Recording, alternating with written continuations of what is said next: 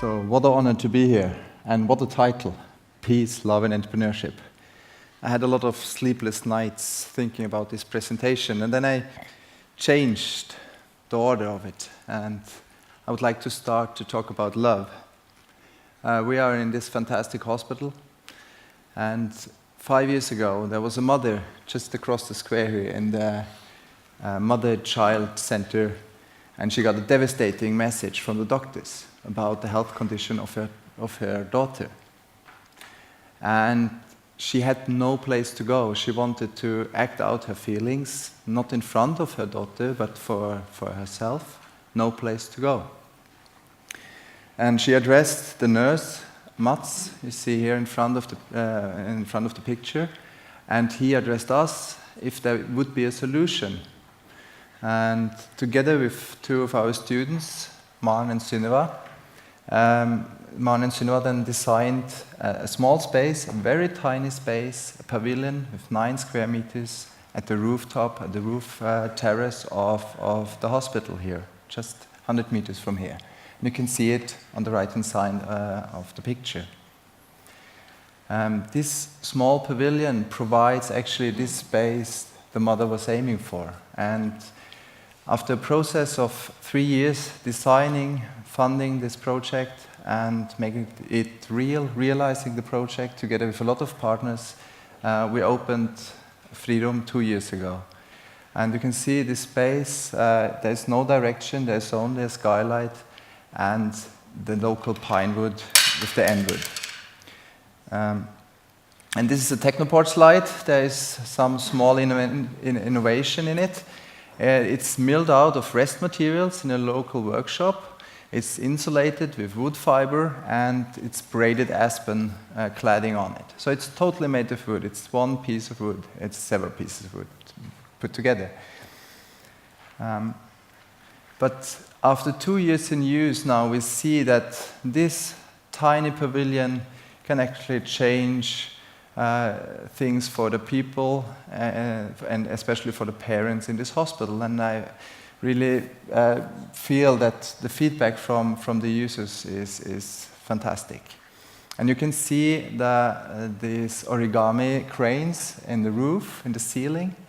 And these origami cranes are made by the students or the pupils in the local hospital school, because it's an old saying, a Japanese saying, that you have to fold 1,000 cranes to have hope. So the pupils, they did these cranes, and we put it up in the ceiling in Freedom. Well, Freedom is one of many projects who have emerged out of the Live Studio approach at our Faculty of Fine Arts and Architecture and Fine Arts at NTNU. But a bit different from many other live projects all over the world. We have a lot of these projects because it works. Our approach is dominated by student-initiated projects. Our students come to us and want to do projects outside of the curriculum and want to do real-world projects. And we think that's very interesting because it's a Norwegian peculiarity. We have not seen this other places around the globe, that the students drive this initiative. So they should be here instead of myself. But a lot of projects emerged out of this in the last 10 years. So, why start with love? I would like to take you on a journey of some of our students through a chain of live projects they have been doing. And this is the first one. They have been designing and building a boathouse for the aunt and uncle of John in Western Norway. They were second-year students, and they did it outside the curriculum in their free time. It's a very nice piece of architecture. And love was love to architecture, to detailing, love to building, being together, and the portfolio. They wanted to do this to have nice pictures in the portfolio, and they did get these pictures. So the next year, as third-year students, they came back and wanted to do a larger project. They went to Anders' hometown, Rjukan, and did a pavilion on the main square. And suddenly there came entrepreneurship into the equation because they had to deal with the municipality, they had to deal with the funding, a bigger group, and they had to build this. a bit more complex construction site as well, as you can see. So here's the awakening, as I can see it as observer from the outside and as mentor for the group. They suddenly found out that there was a public interest, there was a user.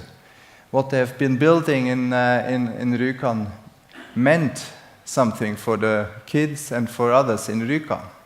This is a very interesting and important awakening for the people and for the students, and that's what I want to. The public interest and peace is then suddenly into the equation.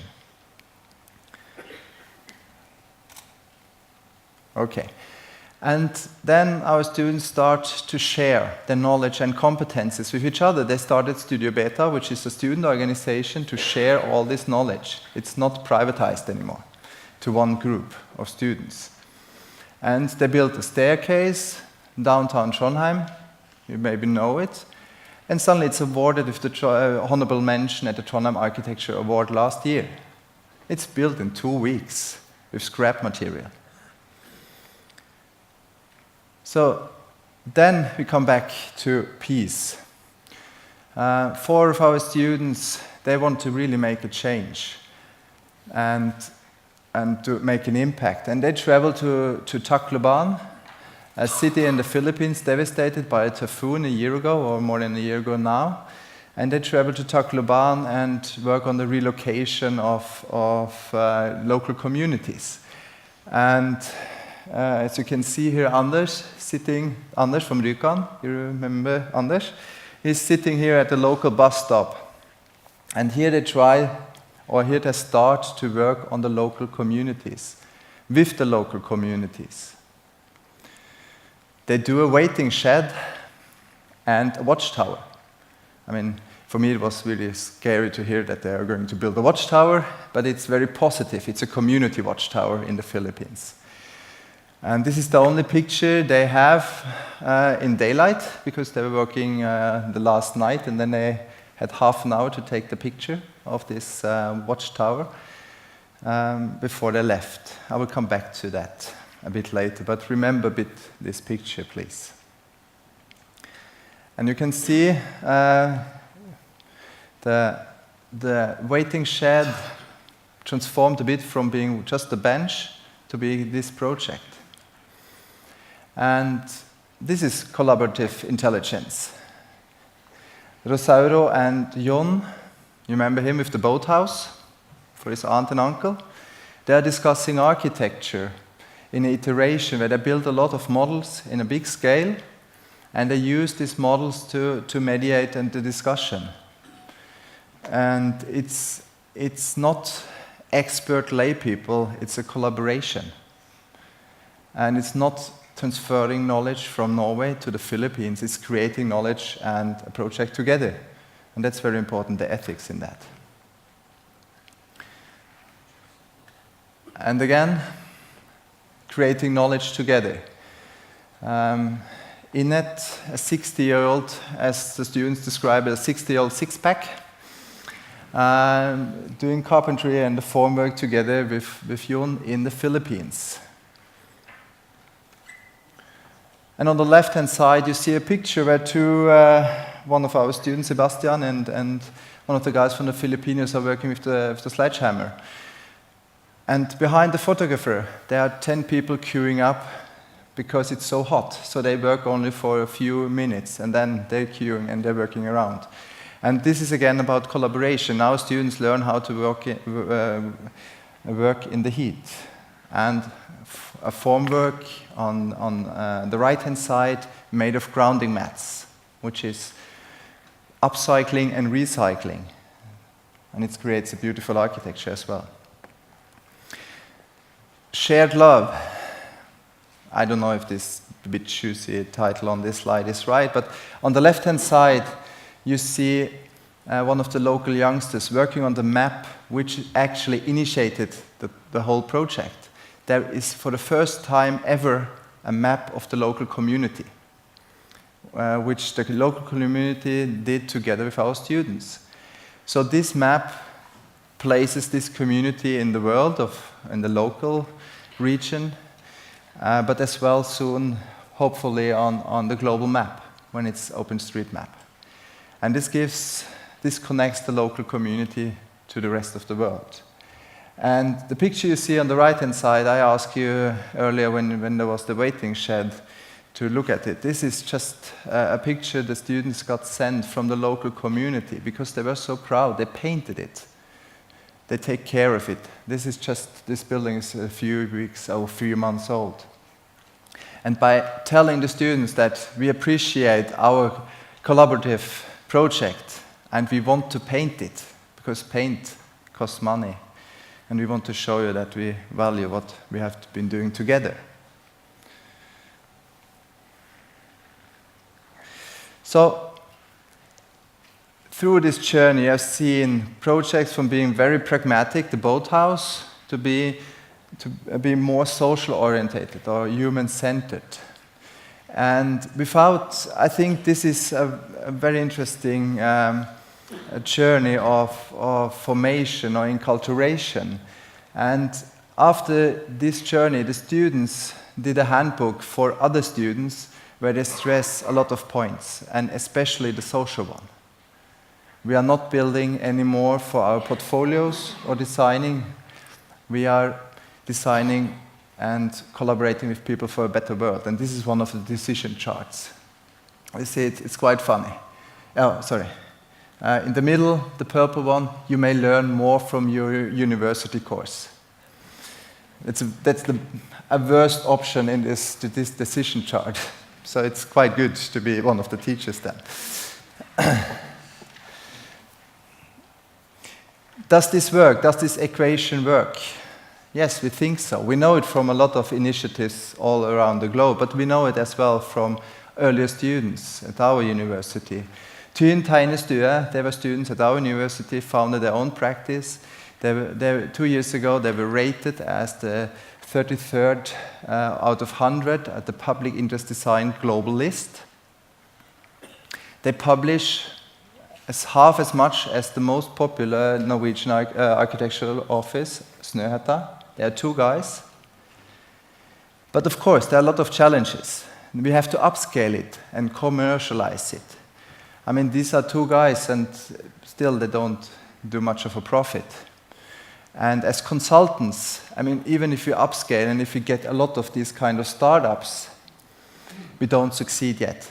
Architects work mainly as consultants, so it's really hard to upscale and do this one kind of product which you can spread all around the world. So, which leads me to in a way, to the punchline. The journey of entrepreneurial enculturation we have observed, or which we observe at a lot of our students, I think shows that this has a great potential, this kind of approach has a great potential to make an impact. And we in Live Studio, at NTNU Live Studio, think that we should reform the university education to have more and more, and at the end of the day, all the students to have this mindset. So as I said, this is a student project. So I would like to we have 50 seconds left. I would like to introduce you to the students, because outside here we have a small exhibition where you can learn a bit more about the projects, and we would love to discuss these projects with you. Is it just small-scale projects? Come on. And